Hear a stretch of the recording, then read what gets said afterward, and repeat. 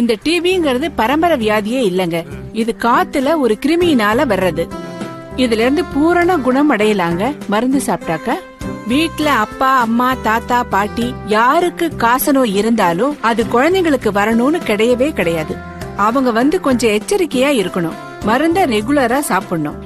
இருமல் வந்ததுனாக்க வாய கையால மூடிக்கிட்டு கர்ச்சீஃபால மூடிக்கிட்டு இருமணும். எச்சலையோ சளியையோ நாலா பக்கத்திலேயே துப்பாத ஒரு இடத்துல துப்பணும். அவ்வளவுதாங்க. இதனால ஒரே ரூம்ல அவங்களோட இருக்கலாம், அவங்களோட தங்கலாம். இதனால பயமே இல்லங்க.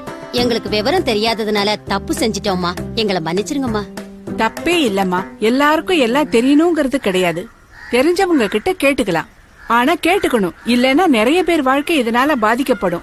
நம்மளுக்கோ நம்ம வீட்டுல இருக்கிற யாருக்காவது வந்தா மட்டும் கவலைப்படாம இந்த சமுதாயத்துல யாருக்கு வந்தாலும் அவங்களை குணப்படுத்த முடியுங்கிற பொறுப்போட உதவுனா கண்டிப்பா அந்த நோயை சமுதாயத்துல இருந்து சுத்தமா ஒழிச்சிடலாம்.